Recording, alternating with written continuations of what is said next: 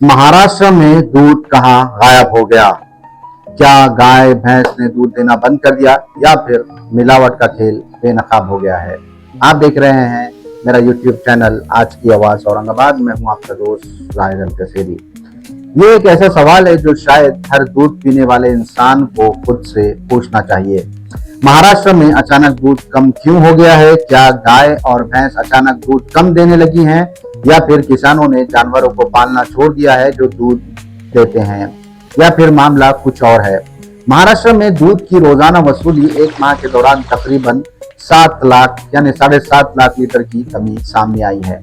मई 2026 में रोजाना औसतन तकरीबन 1.792 करोड़ लीटर दूध जमा किया जा रहा था, जो जून में कम होकर तकरीबन 1.717 करोड़ लीटर रह गया।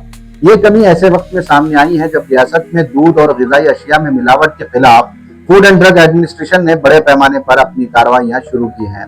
यहाँ एक सवाल और पैदा होता है कि अगर असली दूध कम हुआ है तो कहाँ गया, और अगर इतनी बड़ी मिकदार में दूध पहले बाजार तक पहुंच रहा था तो क्या इसमें कोई ऐसा हिस्सा भी शामिल था जो हकीकत में दूध था ही नहीं? शायद दूध गायब नहीं हुआ है बल्कि मिलावट गायब हुई है। ये सवाल सिर्फ तंज नहीं है बल्कि आज महाराष्ट्र के सारिफ यानी जो लोग हैं उनके लिए एक संजीदा सवाल बन चुका है। फूड एंड ड्रग एडमिनिस्ट्रेशन के कमिश्नर तुकाराम मुंडे की क़यादत में मिलावट के खिलाफ हालिया कार्रवाइयों ने एक ऐसा नेटवर्क सामने लाया है जिसने दूध की पूरी सप्लाई चेन पर सवाल खड़े कर दिए हैं। जुलाई में पुलिस और एफडीए की मुश्तरका कार्रवाई में मस्नूई दूध बनाने वाले एक बड़े नेटवर्क का पर्दाफाश हुआ है, और ऐसे ही मुख्तलिफ अजला में महाराष्ट्र के मुख्तलिफ अजला में कार्रवाइयों के दौरान लगभग 13 अफराद को गिरफ्तार भी किया गया है और 2 करोड़ से भी ज्यादा मालियत का सामान इस मामले को लेकर जब्त किया गया है।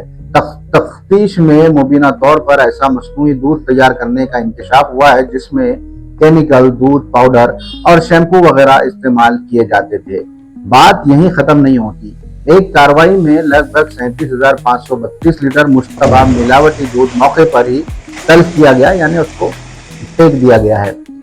इसी खबरों को लेकर मुझे बचपन की फिल्म मिस्टर इंडिया याद आ गई है।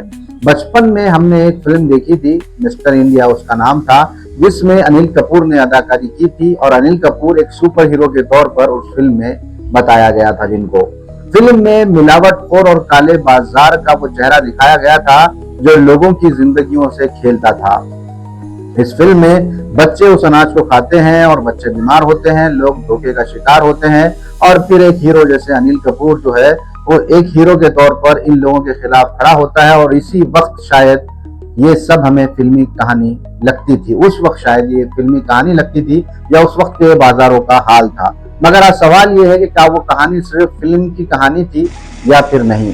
फर्क सिर्फ इतना था कि आज हमें किसी पोशीदा सुपर हीरो का इंतजार नहीं करना है। आज मिलावट के खिलाफ लड़ने के लिए कानून मौजूद है, उस वक्त भी मौजूद था, सरकारी इदारे मौजूद हैं और अवाम भी मौजूद है। और हालिया कार्रवाइयों ने कम से कम ये जरूर दिखाया है कि जब निगरानी सख्त होती है तो छुपे हुए कारोबार भी सामने आने लगते हैं।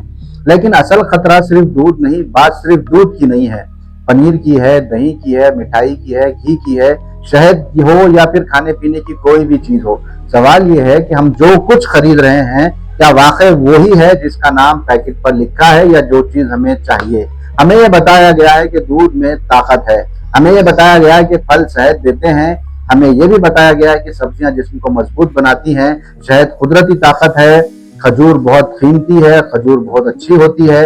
हमें ये बताया गया है कि सेहत के लिए फायदेमंद है।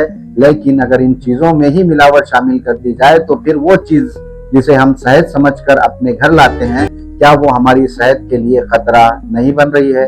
ये सवाल हर घर के दरवाजे पर खड़ा है, हर इंसान के लिए ये सवाल जरूरी है और इसका जवाब तलाश करने पर ही हर इंसान सेहतमंद रह सकता है।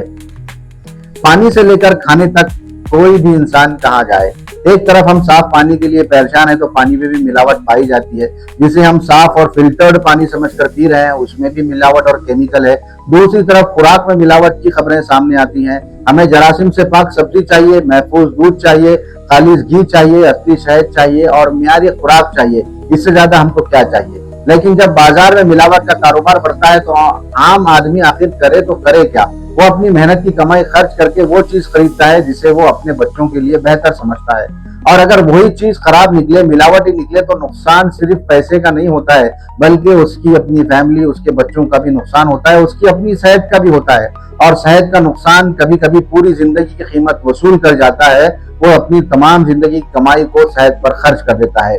इसलिए नाम, इश्तेहार या जाहिरी शक्ल के बजाय मियार, लाइसेंस, लेबल, तारीख तैयारी और आखिरी तारीख और काबिल एतमाद जरिया देखना जरूरी है। असल मिलावट खोर कौन है? मिलावट करने वाला यकीनन कसूरवार है। क्या हम मिलावट की शिकायत कर सकते हैं फूड एंड ड्रग से? हाँ, हम फूड एंड ड्रग से इसकी शिकायत कर सकते हैं, लेकिन हमें कैसे मालूम हो कि किसमें क्या मिलाया गया है, और हम ये कैसे जाने कि इसमें क्या मिलावट की गई है? क्या ये हमारी सेहत के लिए अच्छा है या इसमें कोई खतरा है?